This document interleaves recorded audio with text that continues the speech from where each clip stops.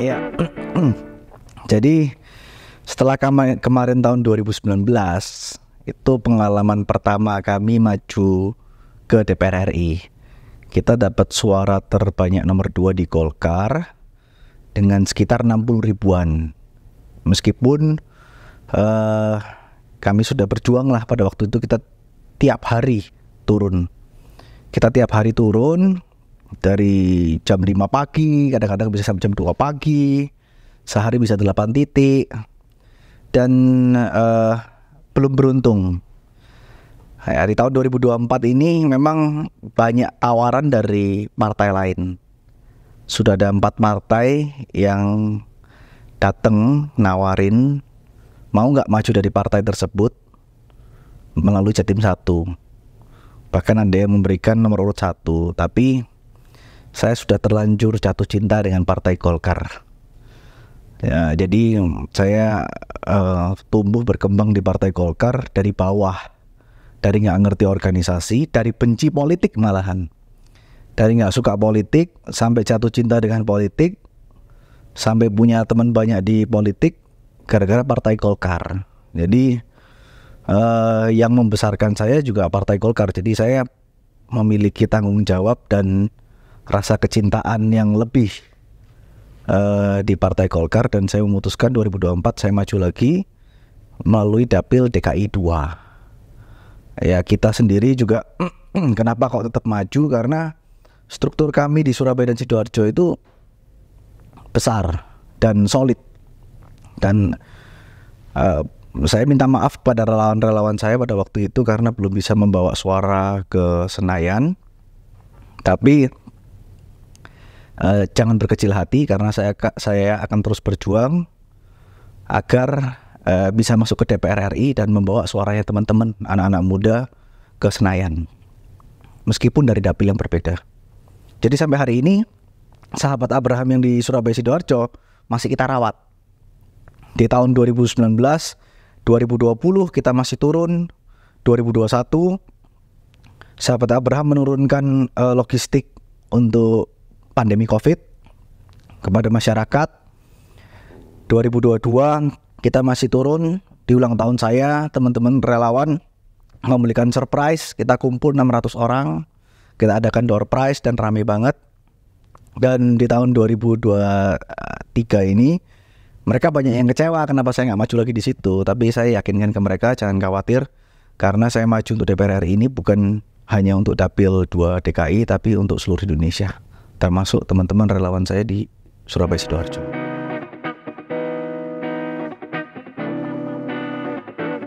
Ya, aku sendiri juga sebagai seorang advokat. Kita ada law firm sendiri namanya Srijaya Law Firm. Kita juga ada LPH untuk membantu orang-orang yang kurang mampu dari bidang hukum. Sekaligus saya juga seorang pengusaha. Kita punya perusahaan PT Kendaraan Listrik Indonesia yang bergerak di bidang electric vehicle, bus listrik maupun passenger vehicle. Dan ada investasi di beberapa restoran maupun lounge. Seperti itulah.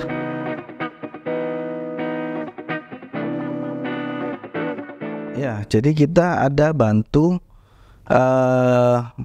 beberapa warga yang kurang mampu, khususnya di bidang hukum, untuk membela hak-hak mereka lah. Contohnya kayak kemarin yang terbaru kita bantu mes Tanah Abang. Jadi mes Tanah Abang itu ada 3.000 kakak. Ya, mereka ini keturunan Papua yang sudah warga negara Jakarta, DKI. Namun mereka tinggal dari zamannya Pak Soekarno di wilayah Pemprov Papua. Nah, kemarin Pemprov Papua memberikan surat kepada warga agar dikosongkan lah, direlokasi. Nah, kami membantu warga MES Papua dalam arti mereka ini ada 3.000 kakak loh. Kalau misalnya mau direlokasi dan dipindah kemana? Apakah lokasinya sudah memungkinkan untuk warga pindah? Karena nggak bisa diusir begitu aja. Ya kan, ini 3.000 kakak ini bukan parang, ini manusia-manusia. Jadi akhirnya kita bantu, bahkan pada waktu itu sampai diserang. Di sana diserang, dikirim alat berat dan lain-lain. Kami menghubungi penegak hukum untuk membantu dan diamankan. Ya alhamdulillah nggak sampai terjadi peperangan lah, dipukul mundur pada waktu itu. Itu kita nggak tidur pada waktu itu. Saya juga nggak tidur. Saya juga membantu menelpon ke beberapa anggota DPRD maupun DPR RI yang sudah jadi untuk membantu. Meskipun juga nggak dapat respon, akhirnya kita turun sendiri. Ya kurang lebih gitu sih.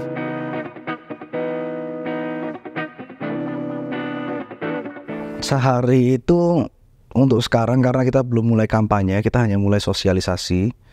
Kita 2-5 titik per hari.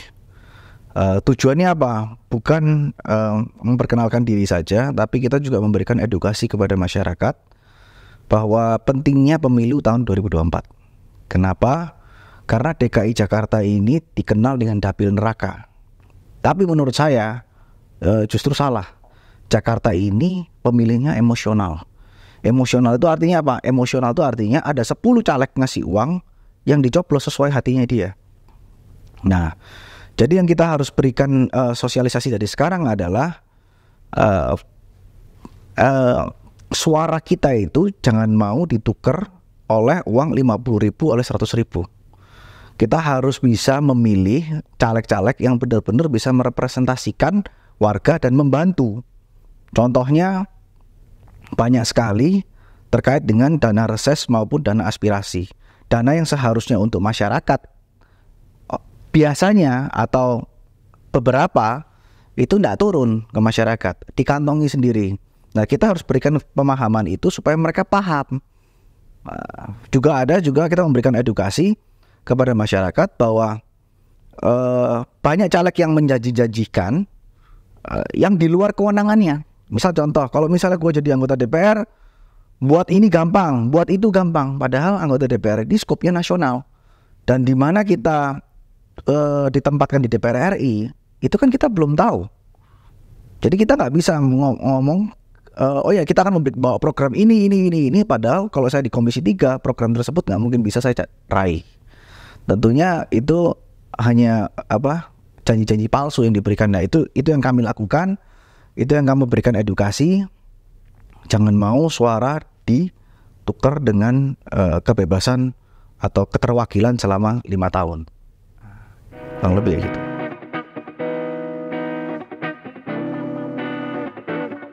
Jadi gini, karena ini belum masuk kampanye terbuka, kita bentuk program. Kita launching kemarin Sahabat Abraham. Jadi Sahabat Abraham ini turun membawa program, siapapun boleh bergabung menjadi Sahabat Abraham. Yang bergabung menjadi Sahabat Abraham akan mendapatkan keuntungan. Yang pertama, santunan jiwa gratis. Jadi kalau misalnya ada kerabat yang meninggal, yang sudah bergabung menjadi Sahabat Abraham, kita berikan santunan secara gratis. Yang kedua, kita berikan ambulans gratis. Kita siapkan Jakarta Selatan 1, Jakarta Pusat 1.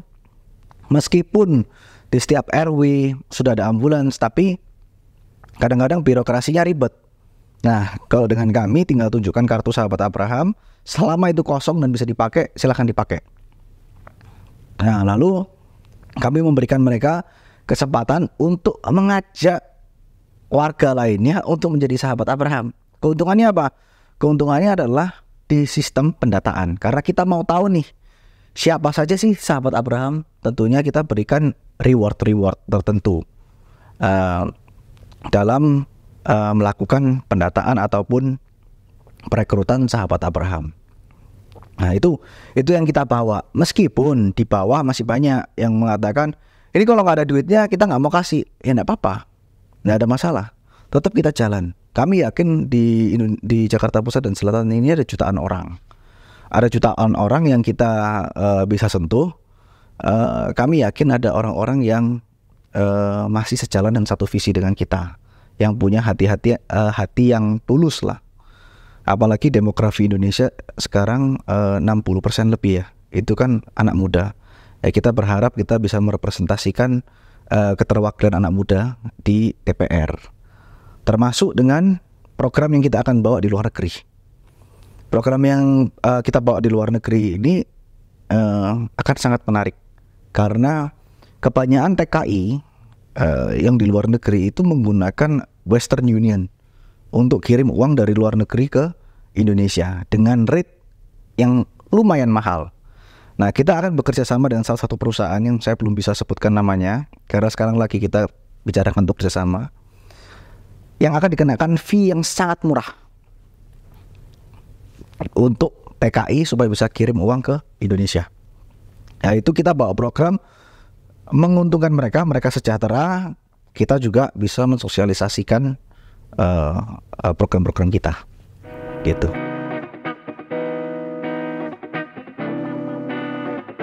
Nah, jadi gini, sahabat Abraham ini ada di abrahamsrijaya.com, abrahamsrijaya.com, bisa bergabung di situ.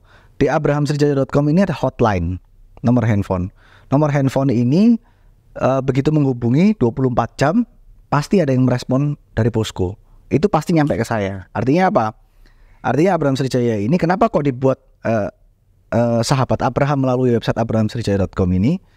Karena kita mau menunjukkan kepada masyarakat tidak ada batasan antara saya, tim saya, korwe saya maupun masyarakat. Jadi semuanya bisa langsung kontak ke saya. Aspirasinya seperti apa, programnya bisa dijalankan seperti apa, bisa langsung minta komunikasi dengan kita. Nah, itu yang kenapa kami buat. Jadi sahabat Abraham ini sekali lagi bukan untuk keren-kerenan sih. Jadi bukan untuk keren-kerenan, tapi benar-benar untuk kita berdayakan. Nantinya harapan saya teman-teman di sahabat Abraham ini bisa memiliki akar yang kuat sehingga mereka juga bisa jadi tokoh-tokoh di daerahnya mereka sendiri. Contohnya yang di Surabaya, sahabat Abraham yang sudah berjoin di kita sudah ada yang jadi PK di DPD, ada juga yang jadi kepala desa, ada yang jadi ketua organisasi, yang dulunya mereka bukan siapa-siapa, tapi karena kita berdayakan mereka, kita ajari kepemimpinan, tanggung jawab dan lain-lain, akhirnya mereka menjadi seseorang dan dicari orang. Nah, kurang lebih gitu.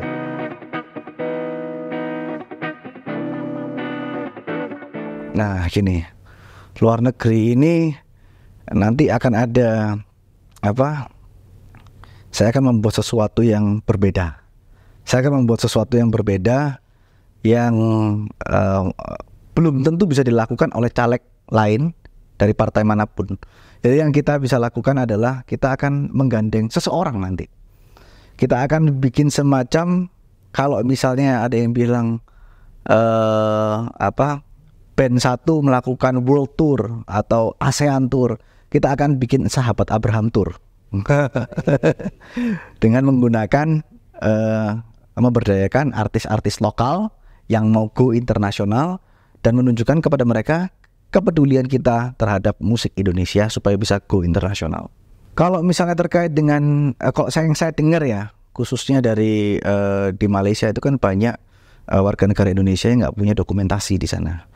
Nah, setahu saya imigrasi sekarang sedang melakukan pemutihan terhadap orang-orang yang ke sana nggak punya dokumentasi, supaya bisa punya dokumentasi. Tapi jelasnya seperti apa saya belum masuk ke sana. Cuman bukan hanya itu saja sih. Kemarin juga lagi rame masalah TPPO. TPPO ini bukan hanya terjadi di Malaysia, di Kamboja juga ada. Itu kemarin saya juga sempat membantu beberapa orang untuk dapat melaporkan, memberikan hotline-nya kepada teman-teman di teman-teman kepolisian, karena ada beberapa seperti korban TPPU yang ginjalnya diambil dan lain-lain lah, atau dijanjikan pekerjaan ternyata di sana jadi marketing judi online, ya kayak gitu-gitu. Nah itu yang mungkin nanti bisa jadi next programnya kita juga, apalagi kalau kita di Komisi 3 lebih cocok lagi, ya kan.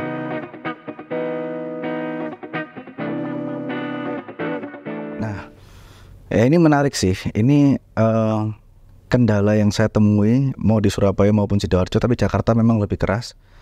Jadi pendukung terbanyak sahabat Abraham pada waktu tahun 2019 itu bukan dari Golkar.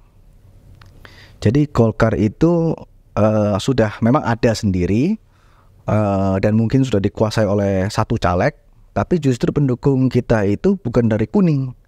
Ada yang dari merah, ada yang dari putih, macam-macam. Kenapa? Kita menunjukkan ke mereka bahwa kita ini turun dan kita ini nyalek, kita ini serius. Kita ini bukan mau nyalek untuk cari duit. Karena kalau misalnya cari duit, saya ini anak laki-laki satu-satunya. Pada waktu saya masuk ke politik pun keluarga saya juga nolak. Jadi saya menunjukkan ke mereka bahwa saya ini serius nyalek untuk membantu teman-teman kalian semua. Jadi meskipun saya dari kuning, ada teman-teman warna lain yang membantu kita dan terbukti kita menang 98% sampai dia dipecat dari partainya. Itu ada yang seperti itu. Bahkan yang membantu kita, ada seorang Habib juga yang membantu kita. Karena dia ceritakan sudah 5 periode dia mendukung seorang caleg, tapi hanya dikasih janji-janji palsu. Nah, akhirnya dia membawa seorang Abraham. Begitu pula apalagi di Jakarta. Di Jakarta ini kita turun, kalau nggak bawa apa-apa, masyarakat nggak mau. Tapi saya setiap kali turun ke bawah, saya selalu bilang ke mereka, kalau misalnya saya membawa sesuatu buat mereka dan suara ini seperti dilelang, nggak ada gunanya saya nyalek, mending saya nggak usah nyalek. Nyalek ini kos besar sekali, dan untuk menjadi pemenang di DKI Jakarta ini hanya nggak cukup hanya dengan uang, harus dengan hati juga. Ya itu kendala-kendala seperti itu pasti kita temui, tapi ya kita hadapi. Kemarin minggu lalu kita turun di daerah Pejaten Timur. Sempat ada beberapa yang menolak karena masalah satu dan lainnya. Kita hadapi, kita jelaskan ke mereka kenapa kok kita maju menggunakan nama sahabat Abraham. Dan kita berikan mereka program-program, dan alhamdulillah mereka senang. Sekarang mereka bekerja untuk kita. Nah itu yang kita lakukan. Nah melalui program-program yang selain program-program juga acara-acara kreatif yang membangun semangatnya mereka, itu lebih penting daripada uang maupun barang.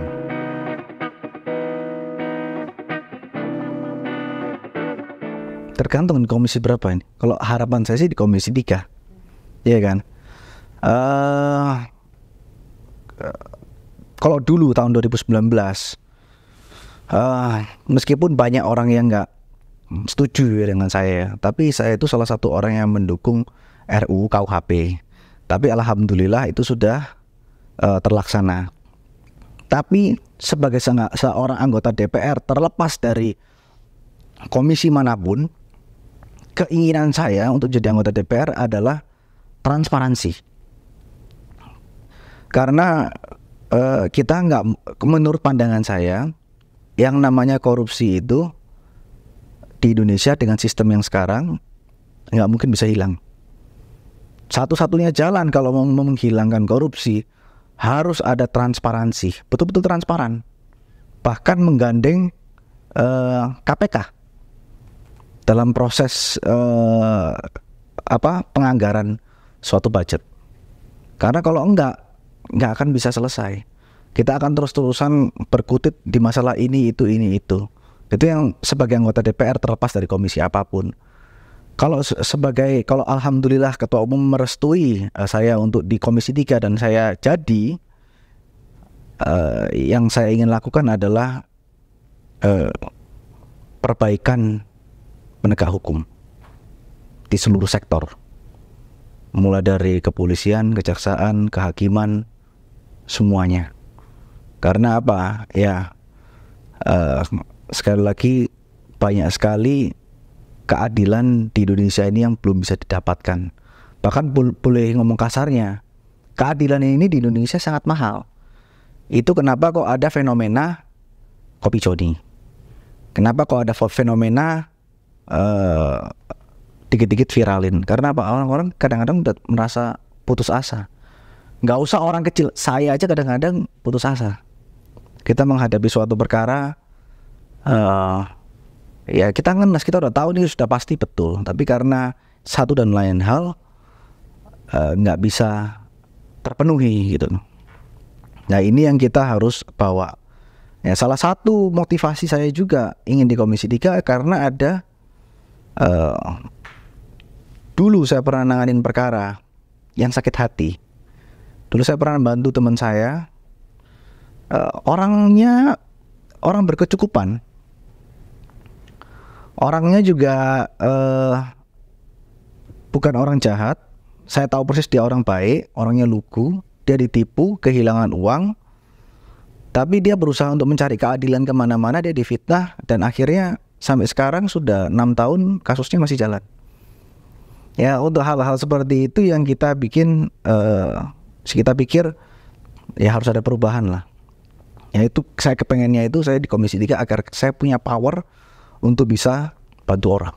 Nah, kalau saya sih, kalau misalnya saya jadi terlepas dari komisi manapun, sebenarnya pertanyaan seperti ini banyak dari warga. Dan saya selalu jawab, yang saya bisa janjikan adalah transparansi. Saya dapat uang berapa, saya dapat gaji berapa, saya dapat dana apapun, kalian bisa lihat di website saya. Jadi saya bikin abramseja.com itu nanti saya mau bikin transparansi. Saya dapat gaji berapa, saya dapat anggaran berapa, saya dapat dana apapun itu, semua orang bisa lihat. Jadi semua orang bisa lihat, misalnya dana reses setahun turun berapa kali, jumlahnya berapa, turun kemana, untuk apa aja. Saya pengen semuanya itu semua orang bisa lihat di situ. Nah ini saya jujur saya ngelihat caranya Pak Ahok sih, karena Pak Ahok kan pernah melakukan itu, saya juga ingin melakukan itu.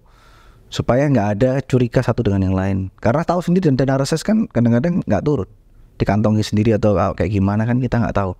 Nah itu yang kita nggak boleh lakukan agar dicontoh oleh caleg-caleg muda lainnya yang mau maju.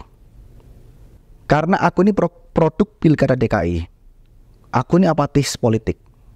Karena Pilkada DKI kemarin saya ketemu dengan beliau, ngikut bikin muda-mudi berkarya untuk Ahok, ikut fundraising, dan saya terharu sih melihat beliau. Jadi beliau tuh benar-benar bekerja meskipun dari beda warna, tapi aku rasa ada orang-orang lainnya yang harus ngikutin. Kalau enggak, ini akan terhenti. Kalau misalnya filmnya Hunger Games tahu, itu ada namanya The Mockingjay. The Mockingjay itu kenapa kok bisa banyak orang yang ikut? Itu timbul sebuah harapan buat negara kita. Nah pada waktu itu saya ngelihat ada harapannya siapa? Pak Jokowi dan Pak Ahok. Itu ada harapan. Nah tapi kalau misalnya tidak ada yang meneruskan, ya berhenti sampai situ. Nah itu kenapa kok saya memutuskan untuk ya kita harus terus fight. Dan ini harus ditularkan. Saya nggak ngerti apakah anggota DPR lain akan melakukan itu. Saya juga nggak peduli. Yang penting saya akan melakukan itu.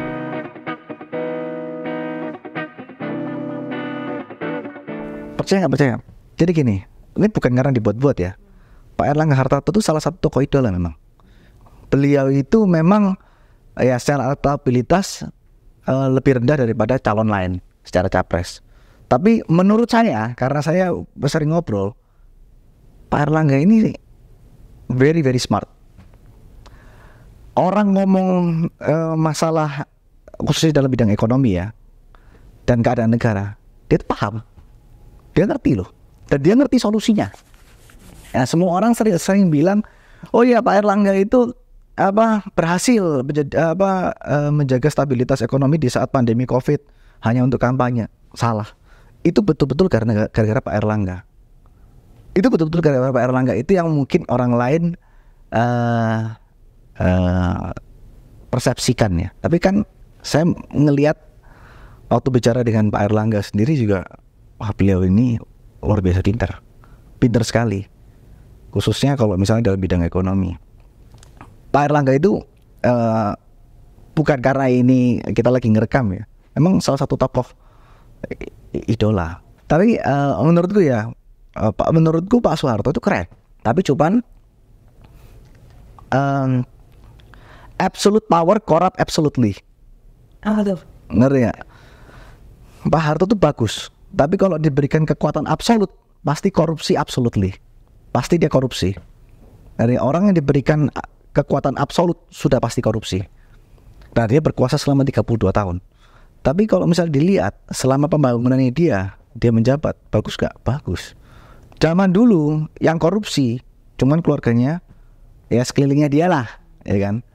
Sekarang yang korupsi semua orang, ya kan. Dulu yang korupsi terpusat cuman segelintir orang. Sekarang semua, Pak. Iya kan. Jadi kalau mau dibilang korupsi zaman dulu sama zaman sekarang lebih sedikit mana? Lebih sedikit zaman dulu. Betul nggak? Dulu tidak diberitahu. Oh, jadi iya dulu nggak ada. Jadi yang bisa korupsi hanya orang terdekatnya beliau presiden, ya kan? Kalau sekarang semuanya korupsi. Jadi mau dibilang dia hebat ya? Hebat dia dulu. Bisa buat seperti itu. Menurutku ya. Tapi kalau ditanya presiden terhebat sepanjang masa, aku tetap jawab Gus Dur. Gimana deh? Menarik nih. Nah, kalau menurutku Gus Dur.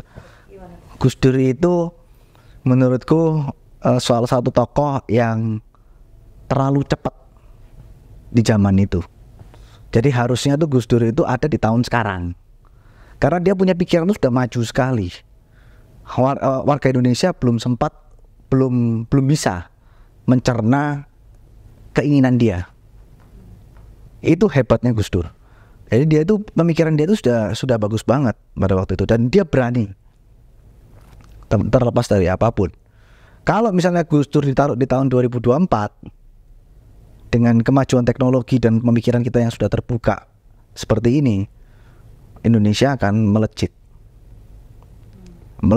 Tapi cuman menurut aku warga negara Indonesia pada saat itu belum waktunya tusun. Karena dia punya pemikiran udah terlalu maju. Ya. Kalau presiden yang paling tulus Pak Jokowi. Paling tulus Jokowi. Ya, itu. Aku bilang Jokowi ini ya, tapi nggak boleh kalau misalnya sekali lagi kalau absolute power corrupt absolutely. Itu sudah pasti. Jadi memang ya sudah betul kalau misalnya 2 periode ya sudah.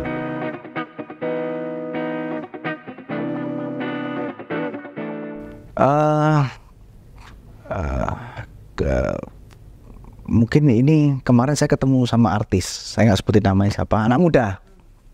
Dia bilang ke saya ini disuruh nyalek dari partai lain. Saya bilang ke dia, kamu kalau nggak nyalek dari partai Golkar itu rugi. Kenapa? Kecuali kamu mau masuk dalam partai cuman buat posisi atau cuman mau buat keren-kerenan, pindah-pindah partai dan lain-lain. Kenapa? Partai Golkar ini yang dibangun oleh sistem. Kita bisa bertumbuh, berkembang, dan lu bisa menjadi apapun di sini. Lu bisa bantu orang di sini.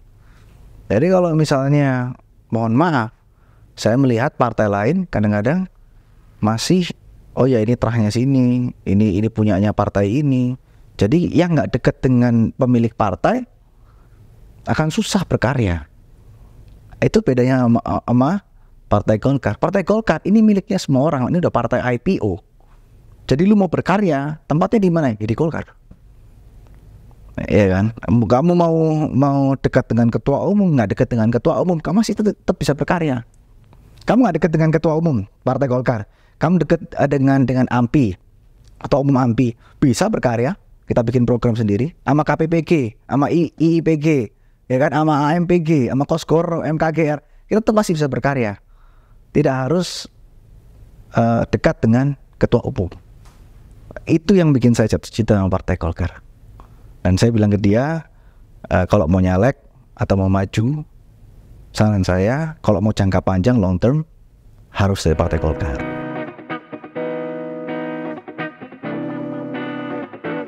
Jadi gini, sahabat Abraham punya quote. Quote-nya adalah sudah waktunya. Sudah waktunya ini bukan sudah waktunya Abraham jadi. Meskipun kita juga mau ke sana. Tapi sudah waktunya ini, sudah waktunya kita anak muda melihat titik terang harapan bahwa ternyata memang Indonesia ini ada kesempatan untuk berubah. Karena kebanyakan kita sudah hopeless. Kita sudah hopeless, kita melihat situasi ini kita sudah hopeless. Tapi sudah waktunya kita melihat ada harapan, ayo kita partisipasi. Kalau kalian mau maju, mau membantu bangsa ini, terjun ke politik. Kalau kalian nggak mau terjun ke politik, titipkan suara kita ke orang yang mau membantu. Dan sudah waktunya 2024 ikut mencoblos. Coblosnya Golkar.